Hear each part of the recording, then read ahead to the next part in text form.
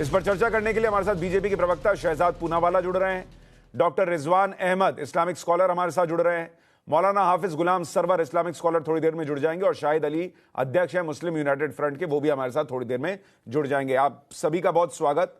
शहजाद पूनावाला, क्या आपको लगता है हिंदुस्तान के अंदर जो वो मुस्लिम युवक हमारे स्टिंग ऑपरेशन में कह रहा था कि मिनी पाकिस्तान जहांगीरपुरी में बना हुआ है, ऐसे मिनी पाकिस्तान बन रहे हैं, क्यों बन रहे हैं और क्या इस हिंसा के पीछे मिनी पाकिस्तान था?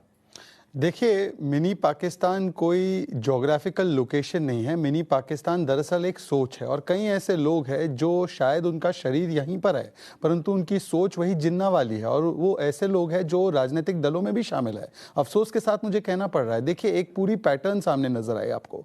जब ये हिंसा हुई, ये दंगे हुए, तो तुरंत एक लॉबी ने, एक जिसको मैं कहता हूँ जिनीवा कन्वेंशन लॉबी, उस जिनीवा कन्वेंशन लॉबी ने क्या कहा कि मस्जिद पर भगवा झंडा लहराया गया, इसीलिए ये सारी चीजें हुई, ये हिंसा हुई, हिंदुओं पर ये हिंसा हुई। अब ये मस्जिद पर झंडे वाली लॉबी जो थियरी है वो पूरी तरह से ध्वस्त हो चुकी है। अभी मैं देख रहा था कि टाइम्स नाउ ने ये भी वीडियो दिखाया कि शांतिपूर्वक तरीके से हिंदुओं की यात्रा जा रही थी, उस पर पीछे से हमला किया गया और ये भड़काने पर ये इनके पास ये सारे असले, ये तमंचे, ये तलवार, ये बंदूक पहले से तैयार कैसे थे।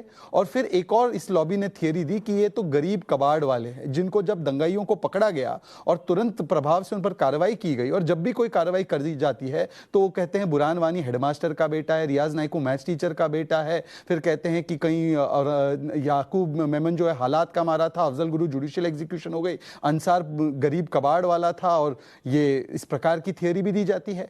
पर आज ये भी साबित हो गया कि कोई गरीब कबाड़ वाला तो था नहीं। थ्योरीज होती हैं, ये जो मिनी पाकिस्तान वो लड़का बता रहा है, उसका हाथ है ये जो हुआ उसके पीछे? देखिए, सोच तो निश्चित है। पहले एक हिंदू विरोधी सोच को भड़काना, चाहे वो राहुल गांधी हो, हिंदुत्व को जिस प्रकार से ये लोग आईसिस और बोको हराम के साथ जोड़ते हैं, जिस प्रकार से केजरीवाल जी विधानसभा में उठकर हंसते हैं और मखौल उड़ाते हैं कश्मीरी हिंदुओं का, पूरे दिन रात देश में हिंदू विरोधी गुट्टी पिलाई जाती है। आज भी एक केरल के मंत्री ने करी है बात।